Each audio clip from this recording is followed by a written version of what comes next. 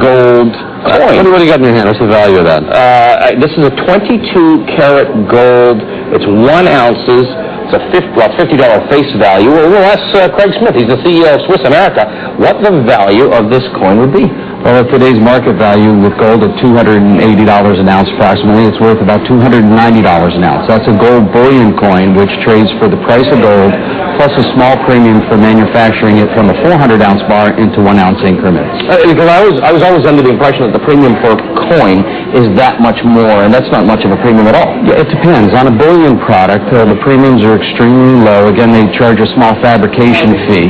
In the case of numismatic coins, however, early American gold coins, the premiums are substantial over their value in gold because of their rarity, their beauty, their history. Matter of fact, you have there an 1865S $20 gold piece from a Brother Jonathan wreck. It was a ship that went down. And that coin has a value way in excess of what we just discussed. Right, this is a $20 face value, I think, isn't it? That's correct. What would this be worth? That's worth about $6,000 to Wow.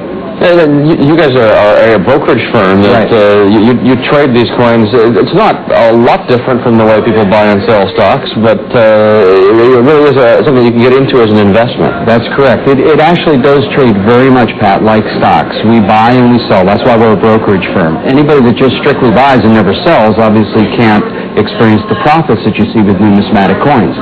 In the case of gold bullion has done exceptionally bad over the last 20 years. Let's face facts. From March of '99 to today, it's been up less than 1%. Yet during that same time period, gold commemorative coins, if you track an 11-piece gold commemorative set, and I know you guys are going to think I'm crazy, but it's actually up 90% in that 3-year time period. So if you buy the right type of gold, you can do extremely well. Yeah, but the difficult thing about that is how do you know what's right? Because now suddenly you're dealing with something that's a little bit fickle, which is what do people consider to be a real collector's item and what do they not latch on to? Very, very important. And I guess you're talking about the difference in value between these two coins. This one being linked to the price of gold. This is the one on the left of the screen, and the one on the right of the screen is the price of gold plus its rarity value. That's correct. And of course, it's really, when you think about it, economics 101, supply and demand. When there's no supply, which is the case in the numismatic coins, and the demand keeps increasing, you see higher prices. If a huge amount of product came on the market tomorrow, we'd obviously see prices drop. And a lot of what's been happening in Wall Street recently with some of the questionable accounting practices put more money into the tangible area because they don't have to depend upon an accountant or a CFO or somebody to give them the information to know where their values are. Are you talking about retail investors, people who are investing for themselves and want to hedge against whatever's happening? Yes, we deal strictly with retail clients. We both buy and sell for our clients. And what we're finding out recently is that in light of what's happened in the case of gold commems, we have a huge amount of demand. And the reason for that is because people want to hold gold in their portfolio as a small hedge, maybe 5 or 10%, but they hate the lack of performance. In the case of a gold commemorative coin, you not only have that gold as a hedge, traditional hedge against inflation, but you also have a product that's actually been performing over the last 3 years, which you guys know at the Money Gang, it's all about performance. If you're not performing on Wall Street, you're dropping in value, just that simple.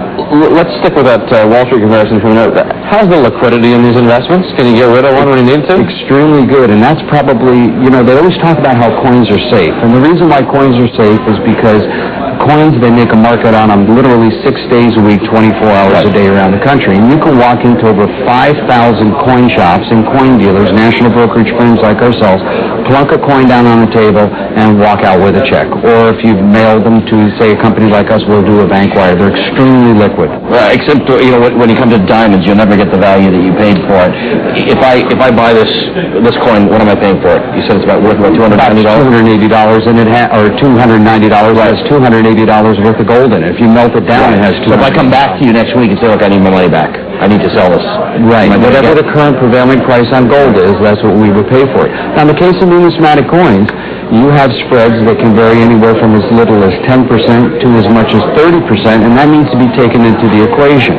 If you buy a coin today to sell it tomorrow, it's really a bad way to go. You should be buying a coin today to hold it for 2, 3, 4, 5 years. It shouldn't be something that's short-term, and short-term, in my opinion, guys, has really been killing a lot of the markets. So, of course, we try and encourage people to look a little bit more long-term than 15 minutes. So if you're a day trader and you're trying to stocks, don't get into coins. Craig, thanks so much for being with us. That's a book that you've written. It's a bit of a guide, is it? Here's a gift to you. All right, we'll take a look at this. Rediscovering Gold in the 21st Century. You can find it at SwissAmerica.com on the net. Craig Smith, thanks so much for joining us. Appreciate it. Craig Smith is the CEO of Swiss America.